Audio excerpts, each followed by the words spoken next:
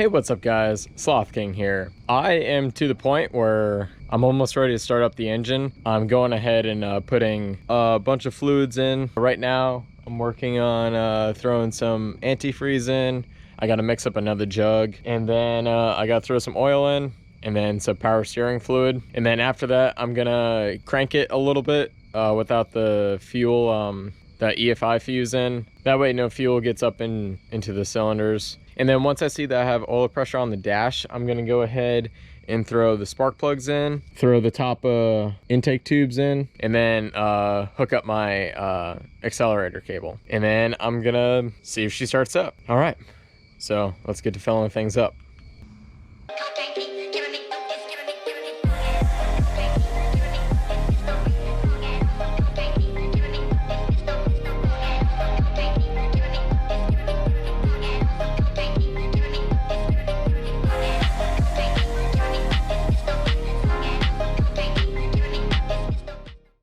All right, I just pulled the EFI fuse. I'm gonna hook up the battery. I'm gonna try just cranking over the engine and see if I can get some oil pressure on that dashboard. All right, let's see if we get some oil pressure.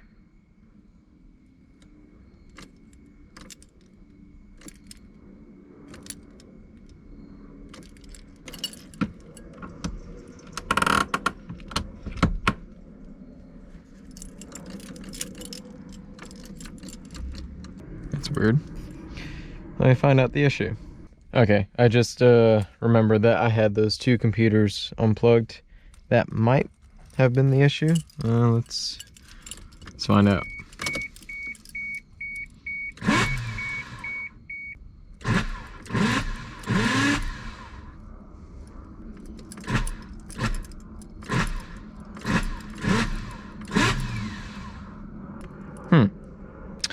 Well, the starter is engaging.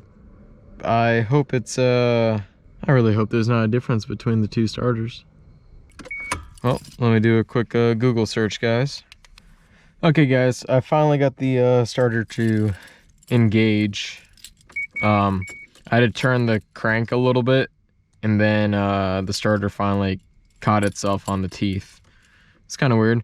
So I'm gonna try to crank it for like 10 seconds to see if I get any oil pressure. So let's see what happens.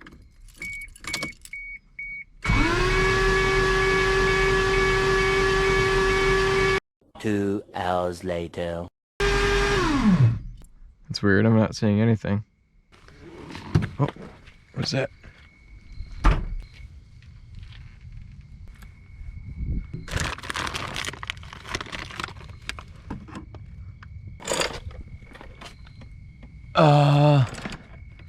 Well, guys, it looks like oil. All right, I'm gonna find out what this is from. BRB. Okay, guys, the Supra is ready to start, but it's way too late right now. It's like 11:15, and I don't have an exhaust on this thing. So, with how excited I am, I have to be courteous to my neighbors. So I'm not going to start it tonight, but I did find out the issue. So I did get oil pressure on my gauge, and I found out the reason. I found out where I was leaking oil. So Chris that did the machine work for the Supra, or for the 7M I should say, there's this tiny little plug, and he said he wasn't too sure where it went. So we found a spot on the block, and we're like, oh yeah, that's where it goes. Well, when I was putting this thing together, I was like, oh no, that's for this line. So I took it out, and I meant to find where that went, but I completely forgot. So I found out where the drain plug was, and it's for an oil line that comes out. It's right above the turbo oil drain, and it's a little tiny hole, like little bitty, and I'll show you where it's at. I can't really point it out, but I will circle it on screen right now. That was the reason why I wasn't getting oil pressure on the gauge. But started cranking it after I put that thing in, and saw the oil pressure go up. It went up to about 10 psi or so. So for the time being, I'm going to charge my battery up, get a fresh start tomorrow. When I get home from work, I'm going to prime the system again, and then I'm gonna throw the spark plugs in, and then we're gonna start her up. I'm so excited. All right, guys, I'll see you tomorrow. Hey, what's up, guys? It's the next day, or I should say it's the next evening, and I just got back from work, and I'm about to get this thing ready to start tonight. So what I'm gonna do, I'm gonna throw the battery in. I'm gonna go ahead and crank it over until I have some good oil pressure. That way everything is lubricated. Right after that, I'm going to throw the spark plugs in, get the intake manifold on, the top part, and then put my accelerator cable on. And then right after that, I'm going to connect my EFI fuse, get some new gas flowing through the system, and then connect my fuel line to the fuel rail, and then I'll be ready to crank her over and see if she starts and runs. So I'm gonna go ahead and do that real quick. I'll see you whenever I start to crank it over. All right, now I'm going to crank the car over, get some oil pressure going on.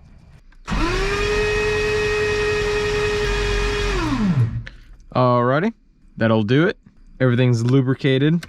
Now, time to throw the spark plugs in. All right, I got the spark plugs here. Now I'm just going to throw a little bit of anti-seize on the threads. You want to do this before installing like any spark plugs, actually. It'll make it a lot easier to take it out in the future.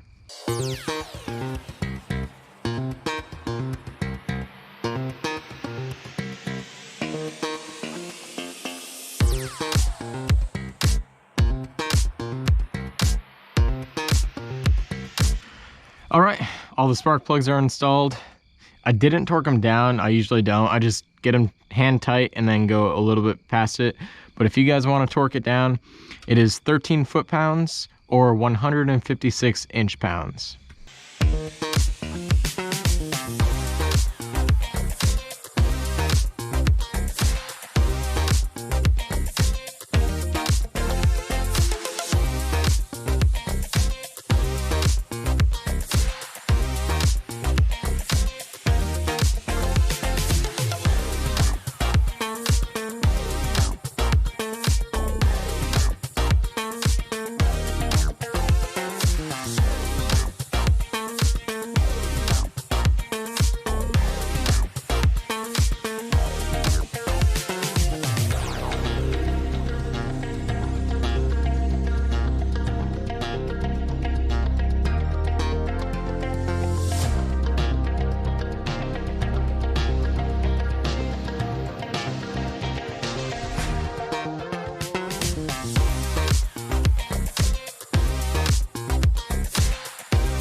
All right, so I figured I'd record this. So my new connector, as you can see, the inside slot has two separate inserts, like the white one does, but the gray one has a solid plastic piece in the middle. So that's why this connector wouldn't go in there. So I'm just swapping out the pins. And to do that, inside you will see above your tabs, you're gonna have this little plastic tab that you can push up. And while you push up on it, you can pull out the connector. So let me show you. And this thing is broken on me now, but it's a little pick for taking out dust on paint. So grab it, push up on it, and grab the wire, and then it'll pull right out. And then you come over to your connector and then put it in. So if you guys ever need to do this and your wires are still good, but like let's say your connector's broken, or you just want to swap out to a completely different connector, you can just do that. All right, the last thing I need to do in order to start it, well, I got to put on my accelerator cable linkage, but I'm gonna do that. It's quick. And then afterwards, I'm going to throw my EFI fuse back in, turn on the key, get the pump to cycle out any old gas that's in the line. I'm gonna put it in a low bucket, and then I'm just gonna connect it to the hard line that's by the engine mount on the driver's side. And then after that, we can start the car and hopefully it doesn't explode. All right, guys, I figured I'd record this for you. I'm just priming the fuel system real quick. I'm getting all the old fuel out of the lines. Now, when you turn the ignition to the on position, the fuel pump is not going to turn on if it's like a factory ECU. But if you keep it on the on position and come out to the diagnostic box, you're going to touch terminals FP and B+. So, oops, FP and then B+. I'm using a paper clip, you can use a wire, whatever. Now, I have that little bucket set up, so I'm gonna demonstrate that. I'm gonna press the terminals right now.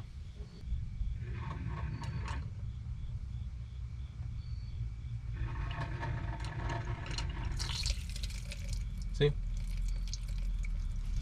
I already did it a few times and it seems like there's enough fuel coming out. So that's how you do that if you guys want to figure that out. Now I'm gonna put that fuel line on and let's start the car. All right guys, this is the moment of truth. I hope she starts up and doesn't explode. So without further ado, let's get to it.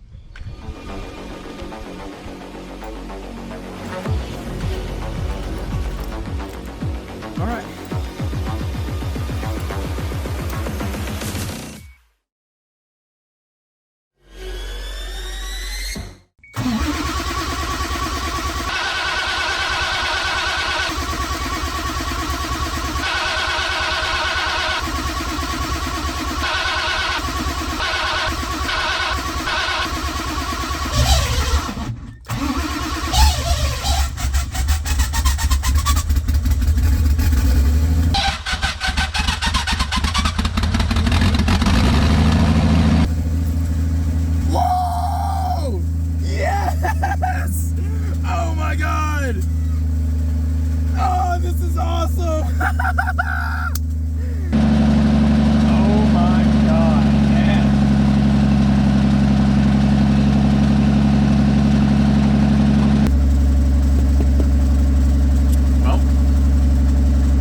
Tachometer. It's not working.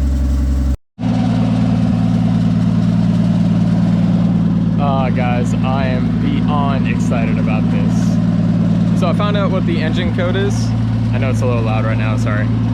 I don't have my downpipe off, so oh well. So yeah, I found out what code 21 is. It's just my oxygen sensor.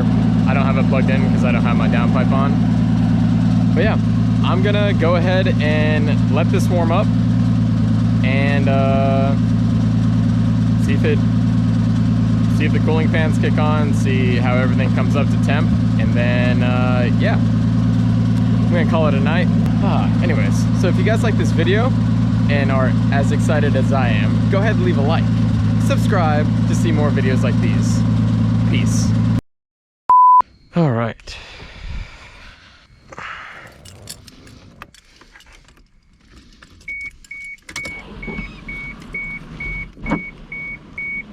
Stop. God.